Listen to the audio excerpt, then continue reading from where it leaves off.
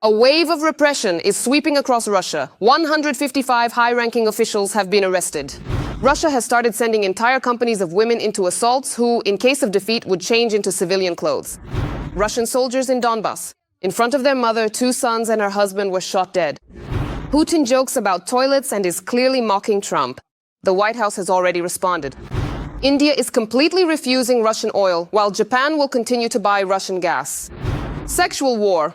The Kremlin is sending beautiful women to America so they can marry Americans and spy. A terrifying shootout. The police opened fire on their own military. Beijing has betrayed Putin. Chinese oil giants have suspended purchases of Russian oil. Hello, my name is Karina Kleishen, and right now, here are the top stories. But first, please like this video and subscribe to our channel so we don't lose touch with you on the vast expanse of YouTube. Now, news from the front. Fighters from the Apache Battalion of the 81st Separate Airmobile Brigade have released footage of repelling a mechanized assault by the Russians near Serebryanka and Severesk. It is reported that the enemy's assault operations began around 10 a.m. in the area of responsibility of the 81st Separate Airmobile Brigade and the 54th Separate Mobile Brigade, where the enemy unexpectedly deployed a considerable force. A significant amount of equipment was used for this section.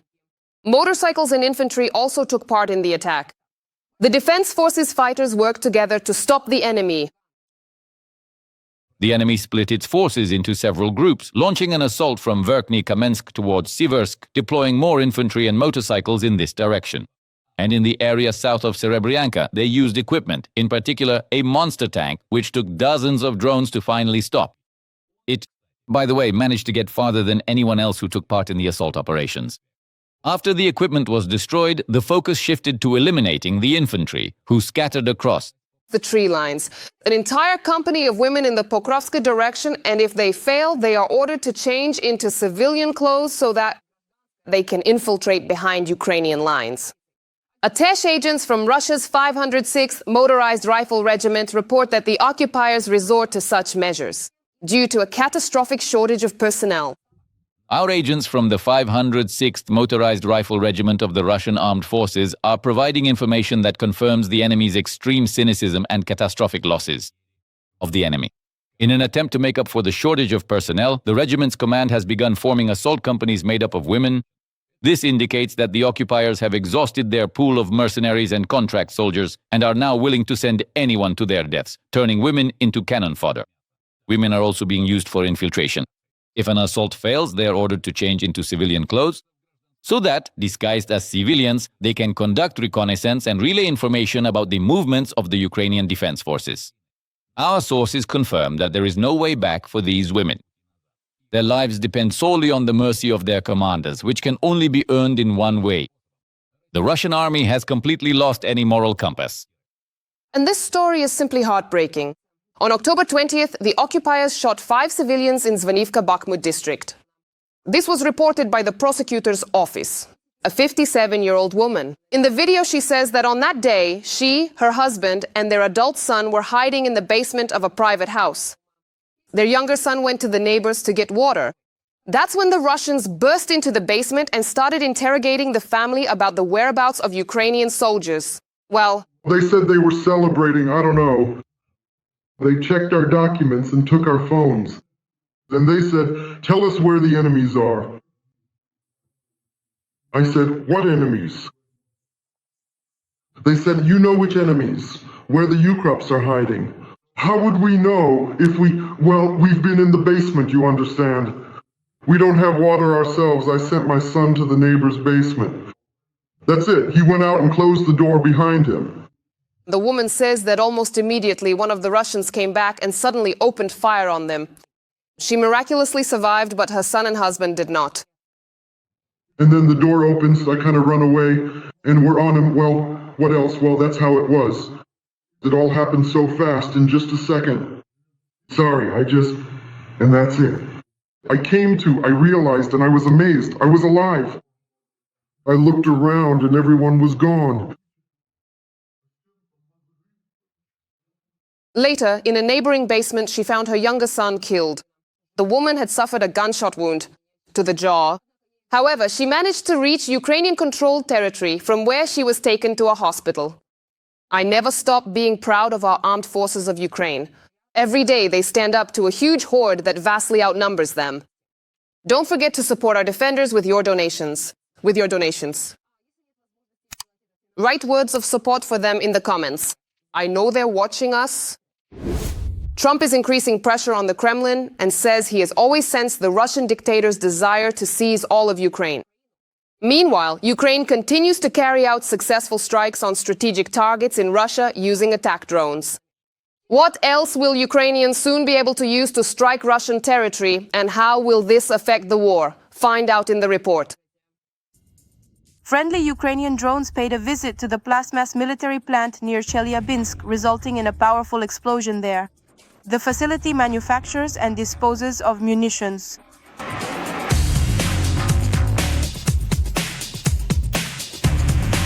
It is reported that at night, UAVs attacked Ryazan and Skopin. Eyewitnesses saw a fire.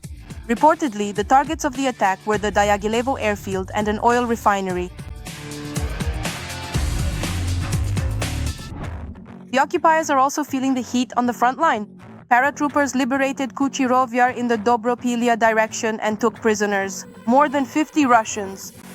The liberation of this settlement is a clear continuation of the ongoing and successful actions undertaken by Ukraine's defense forces in the Dobropilya direction, as they carefully work to neutralize the consequences of the Russian breakthrough deeper into Ukrainian positions. The situation is dire in the city of Pokrovsk, which is under attack by the Russian army. According to the military, evacuation from the city is virtually impossible and civilians can only leave the area on foot. At this moment, the fighting is already taking place almost in the very center of Pokrovsk, in the area of the railway station, where Ukraine's defense forces are destroying small assault groups of Russian occupiers. The occupiers are trying to split the defenses. The defenses of the Ukrainian forces, the creation of so-called local pockets, and the operational encirclement of our units. Not only Ukraine is involved. The British Navy intercepted the Russian warship destroyer Admiral Kolakov in its territorial waters, according to Sky News. The Russian Federation is trying to show that it is ready to raise the stakes. At this moment, there is confrontation both with NATO countries and the United States. Let me remind you, the United States, for the first time since 2008, has redeployed a nuclear arsenal to the territory of the United Kingdom. The head of Medpolska suggested that Ukrainian forces destroy another target that fuels the Russian war machine, namely to blow up the oil pipeline. Druzhba.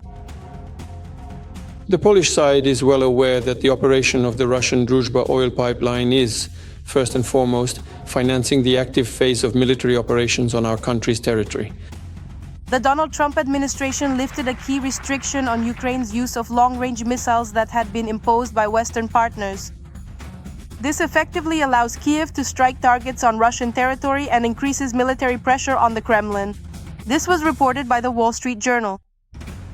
Commenting on the information circulated by journalists, Trump noted that Ukraine is using European missiles and that he cannot control this. The American president also characterized the intentions of the Russian dictator. I've always felt that he wants all of Ukraine, not just a part of it. Now, I think he will want to enter into negotiations. I think he will agree. We'll see. On the morning of October 23rd, the European Union announced the approval of the 19th package of sanctions against Russia. It is aimed at restricting the export of liquefied natural gas and controlling the activities of the shadow fleet used to transport oil. The measures will also affect Russian banks, cryptocurrency exchanges, and companies in China and India that help Moscow circumvent previous sanctions. By the way, due to the budget deficit, the Russian Ministry of Defense has already started to cut costs. For now, they will be saving on items ranging from paper and cartridges to construction materials. But in this regard, it's important to understand that this is only the beginning of tightening the belt. There's more to come. YouTube. As part of the new sanctions package, the European Union has banned the sale of toilets and a number of other goods to Russia. According to documents in the official EU journal, the bloc, as part of the 19th package of anti-Russian sanctions, has banned exports to Russia. This includes bathtubs, showers, wash basins, bidets, toilets, seats, lids, flush tanks, and similar sanitary products made of plastic. Today, the European Union has imposed yet another round of anti-Russian sanctions, and now toilets are banned, as well as motorized toys. Well, and at this point, as they say, Tsar Father Putin got a bit rattled. That is... The fact that they have stopped purchasing our toilets is definitely going to cost them dearly. I honestly believe that these toilets would be quite helpful and useful in the current situation. But the Russian dictator didn't stop there and kept throwing, well, you can guess what, at the fan. Putin started talking about new sanctions from the US against oil companies, Rosneft and Lukoil. And he stated that all of this is an attempt to put pressure on Russia. This is an attempt to put pressure on Russia. But no truly self-respecting country and no self-respecting people ever make important decisions under pressure.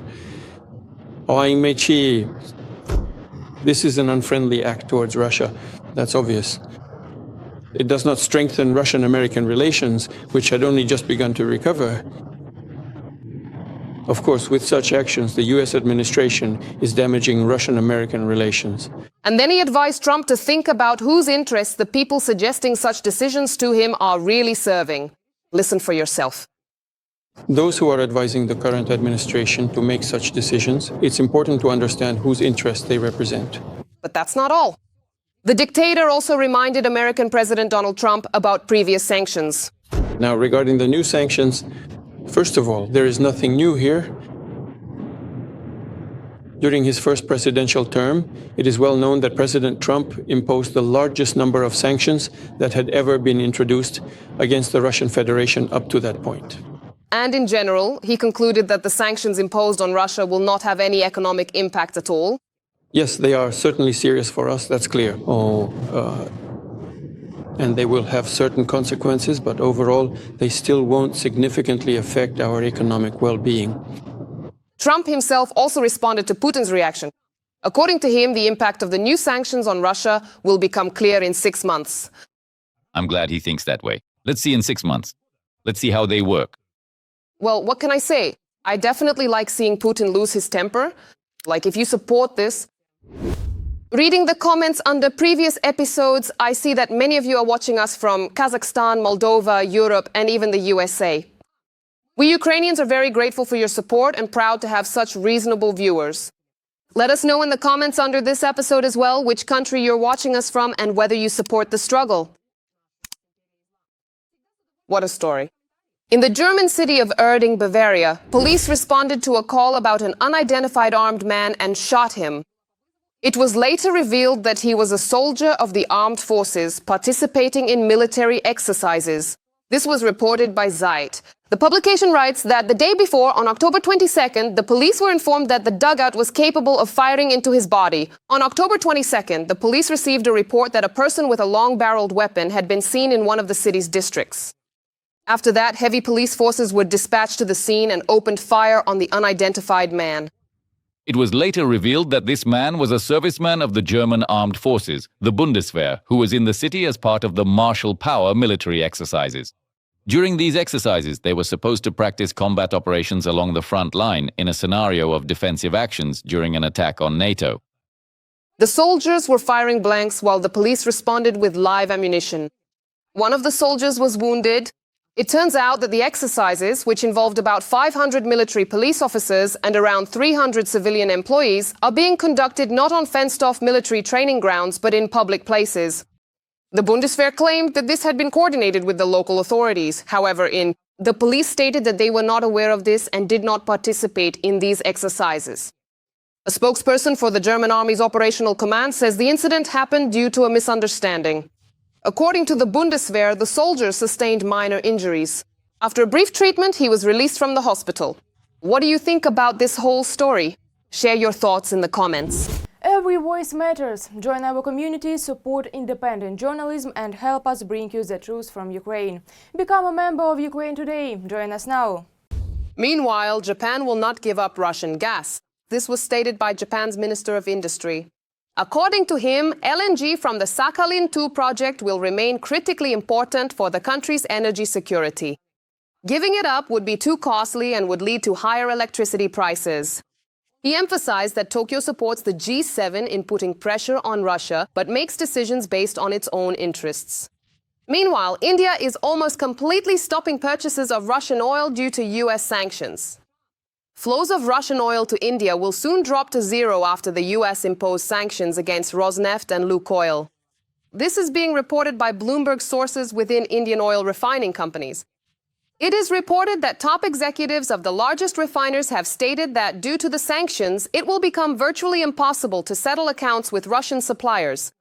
All operations with these companies must be stopped by November 21st. For context, Russia has been India's main oil supplier for the past 3 years, providing up to 36% of its imports. Now, however, Indian refineries will be forced to urgently return to purchasing from Middle Eastern countries. But there's one catch. German Chancellor Friedrich Merz stated that he expects from the United States subsidiaries of Rosneft in Germany. They have been under the management of the German government since 2022. Berlin fears that US sanctions could complicate the operations of these companies, which account for about 12% of oil refining in Germany and own stakes in 3 of the country's refineries. It seems that Europe does not plan to wean itself off Russia's oil needle, Russia. US sanctions have indeed affected China. According to Reuters, citing its sources, Chinese state oil giants have suspended purchases of Russian oil due to new US sanctions against Russia. At least in the short term, they will refrain from buying Russian oil delivered by sea. And this is already a blow to the Russian budget. Meanwhile, a wave of repression is sweeping across Russia. All traitors to Russia always have only one path. And that path leads to hell, declared State Duma Deputy Mikhail Romanov the other day, who reported the St. Petersburg street musicians from the group Stop Time for performing songs by Noise and Monetochka. But sentences are being handed down not only to politicians and human rights activists, musicians and actors who speak out against the war and Putin's regime. Repression is no longer selective. The authorities are also persecuting their own security officials, vice governors, ministers and mayors. Cases have been opened against billionaire Ibrahim Suleimanov, the vice governors of Sverdlovsk Oblast and Krasnodar Krai, the head of the National Guard Directorate for North Ossetia, the former chairman of the Council of Judges, and many other high-ranking officials. Previously, Deputy Defense Ministers Timur Ivanov, Dmitry Bulgakov, Pavel Popov, and other military officials were accused of misconduct. From the highest offices, the political system created by Putin is taking on a new character during the war, and the arrests of officials and security officers are becoming commonplace. The Russian publication Novaya Europa has calculated that 155 high-ranking officials have already been arrested this year. The number of cases has increased by 27% and has nearly tripled since 2021. As Russian economist Vladislav Inozemtsev notes, Russia is only at the beginning of its repressive practices. The witch hunt is just beginning. Loyalty to the regime and connections no longer offer protection. For Russians, North Korea may soon seem like a paradise. If you thought Putin would stop only in Ukraine, here's yet another proof that he won't. Here's another piece of evidence that he won't. For more than 10 years, Russia has been building a secret surveillance system to track NATO submarines in the Arctic. This is according to the team behind Project Harmony. It's a network of underwater microphones and hydroacoustic sensors that detect alliance submarines and protect against the Russian nuclear arsenal. According to the investigation, Russia purchased equipment from 10 countries, including Germany, the USA, Canada, Japan, and Britain. Despite the sanctions, and despite the export ban, deliveries from these countries continued even after the full-scale war in Ukraine began. What do you think about that? Share your thoughts in the comments. Ukraine is a leader in global arms production. First and foremost, this refers to drones, both aerial and maritime. What new and effective technologies are rolling off the assembly lines of Ukrainian defense enterprises, and how is this changing the course of the war in Ukraine's favor? The Ukrainian defense industry is ramping up production. Ukraine is becoming a world leader in weapons manufacturing. Europe must help Ukraine become a steel porcupine that no aggressor can overcome. The Security Service of Ukraine has showcased new Sea Baby maritime drones, which have already been tested in combat. The upgraded babies are capable of traveling over 1,500 kilometers and carrying up to 2 tons of cargo. 2 versions have been presented. One is equipped with a machine gun mount and an automatic target recognition and tracking system. The second is the Grad maritime platform with a 10-round multiple launch rocket system.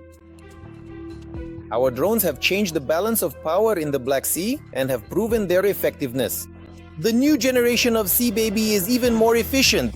Therefore, the work to clear the Black Sea of the Russian fleet will continue in the future. In addition, the upgraded drones are equipped with reinforced engines and a modern navigation system. Earlier, in June 2025, new models of maritime drones were used during the strike on the Crimean Bridge. We approached by land, we approached across the water surface, and in 2025 we went in underwater. There were 2 strikes each with a power equivalent to 1.1 tons of TNT. As a result, they were seriously damaged. Its key supports, the so-called piers. Essentially, today, the bridge operates in a mode of no more than 5 tons. Trucks are moving. The enemy is not conducting any military logistics there. Ukraine's allies are in no hurry when it comes to supplying long-range missiles that the armed forces of Ukraine could use to destroy legitimate military targets of the occupiers.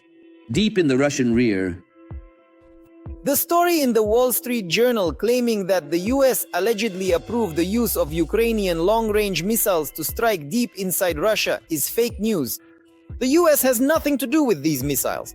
Kyiv, for its part, has focused on producing a wide range of its own long-range missiles and drones, which are regularly used to strike Russian territory.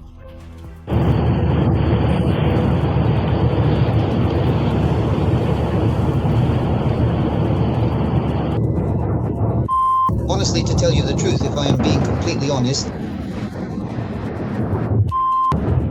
It's a nightmare. It's lining up perfectly. I love this. Damn. As of today, Ukraine produces dozens of long-range missiles like the long-range Neptune and Fomin every month, as well as thousands of long-range and rocket-powered drones. in order to somehow put this war into a stalemate, to bring it to a deadlock. We need to learn not only to repel enemy attacks on the front line, but also to suppress their logistics and their air force. That's why these are needed. And I'm not even mentioning the necessity of striking at Russia's military-industrial enterprises and energy system. Weapons manufacturers also haven't forgotten about the Ukrainian goddess of war, Bodana. This year, Ukraine became the world leader in the production of self-propelled artillery systems. Artillery remains the queen, and Ukraine has mastered the production of howitzers. Despite the role of FPV drones on the front line, artillery has several advantages over unmanned aerial vehicles. First of all, the range of engagement. For the Bodana, this figure is 45 kilometers. Shells are inexpensive and immune to radio jamming, and they are also extremely effective against enemy infantry. They offer completely different capabilities for striking both enemy personnel and accordingly equipment and main points of permanent or temporary enemy deployment. If the Epidron targets a single objective, meaning a specific serviceman of the occupying army, then accordingly the capabilities of the Bodana self-propelled artillery system are designed for area strikes. In other words, this is what holds back the so-called local assaults by Russian occupiers. A protracted war and defense in such a conflict require quick and effective solutions from Ukrainian military engineers. While the Russian occupiers continue to dream of demilitarization, Ukraine is gradually becoming the world's largest arms workshop. A sexual war has begun in the United States. As the Times reports, America has accused Russia and China of, with the help of attractive women who give birth to children and in this way gain access to corporate secrets. At the same time, as the publication notes, children born from such unions also later become spies. James Malvinen, chief intelligence analyst at Palmer Consulting, called this a new form of sexualized warfare. U.S. national intelligence notes that Russia and China are increasingly using investors, crypto analysts, businessmen, and scientists in their operations to establish contacts with American counterparts, which makes it more difficult to detect espionage activities. So what do you think of this move?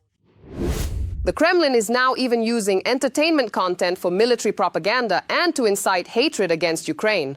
We will tell you about the latest events in what is perhaps the most important industry for Putin, the factory of fakes and hatred. In temporarily occupied Luhansk, a man lost his leg after kicking a speaker that was playing music by the Ukrainian band Occupiers. Someone had left the speaker on Chernomorskaya Street in Luhansk. It was playing a track by the Ukrainian band Occupiers. One of the passers-by decided to kick the speaker. It exploded. The man's leg was blown off. Passers-by provided him with first aid. An ambulance arrived afterwards. There are 2 victims. In addition to the man who lost his leg, a woman was also injured. She is in moderate condition in the hospital. The man is in critical condition. He is undergoing surgery. This is yet another fake from Russian propaganda, considering that the city has been under Russian occupation for several years now. What kind of Oki and LZ music are we talking about? In reality, some former special military operation hero detonated a grenade in the city center, injuring 2 people. Meanwhile, Russian television blamed Europe for the breakdown of talks between Trump and Putin. For example, on the TV channel Russia 1, they did not quote Western media outlets that explained the cancellation of the meeting was due to Putin's unrealistic demands. At the same time, Western media report that Brussels and Kyiv are preparing to present their own settlement plan, the essence of which is not to address the root causes, but to freeze the conflict. Everyone except Russia is trying to disrupt the negotiations. That's what they said on NTV. Quoting Trump, who said he didn't want to hold a meeting just for the sake of meeting. Of course, NTV didn't do that either. In response to the rumors spread by Western media that the meeting between Vladimir Putin and Donald Trump was canceled, Russia stated that preparations for it are still ongoing.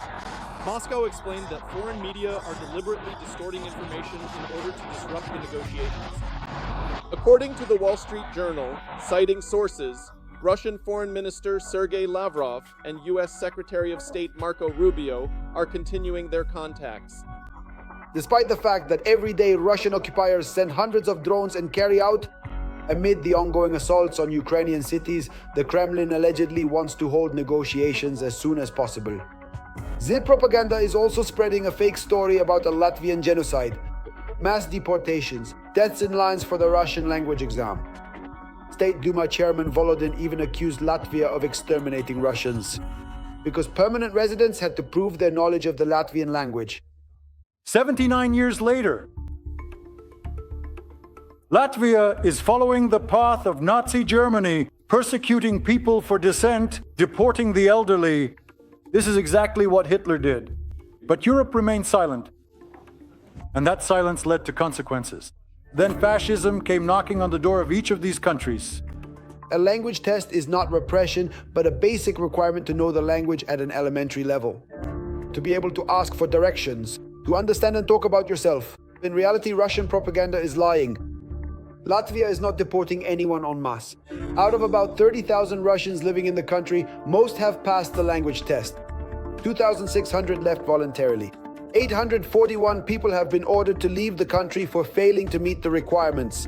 Even these cases are now being reviewed individually. The number of deportation cases can be counted on one hand. During wartime, it's not just propagandists who profit from propaganda, but also their mistresses. For example, the publication We Can Explain found that Vladimir Solovyov's mistress began working for her patron at the start of 2022 and increased her savings by more than 10 times. The romantic relationship between basketball player Svetlana Abrosimova and Russia's chief propagandist brought her a new job. Since at least 2022, Abrosimova has been working at M Production, the company that produces the talk show Evening with Vladimir Solovyov, as well as programs for the Solovyov Live TV channel. According to leaked data from the Federal Tax Service, Abrosimova's monthly salary ranges from 50,000 to 100,000 rubles. Svetlana is not mentioned on the company's own website. According to tax records, Abrosimova does not work anywhere else. At the same time, over the past 3 years, she has managed to increase the amount of her bank deposit tenfold. If in 2021 there were only 8 million rubles in her Sberbank deposit account, by 2024 this amount had grown to 86 million, which is over $1 million. Solovyov has not communicated with or lived with his legal wife Elga Seppi for a very long time. Meanwhile, journalists from Aria News want to posthumously award Ivan Zuev with the Order of Courage. Let us recall that the so-called war correspondent died in the Zaporizhzhia region while filming yet another video about how the Russian army is occupying the territory of another country. May the Russian propagandist rest in fiberglass. Residents of the Czech Republic chipped in to buy a missile for the Ukrainian armed forces. In just 2 days, they raised enough money for a Flamingo missile. This was reported by the volunteer initiative A Gift for Putin. $6 million. They planned to raise the money in a week, but managed it in just 2 days. Well, that's wow. We are endlessly grateful to the people of the Czech Republic for their ongoing and generous support, which has meant so much to us. Their kindness and solidarity have provided encouragement and hope during these times. The special gift for Putin, which represents our shared values and commitment, will definitely reach its intended destination as planned.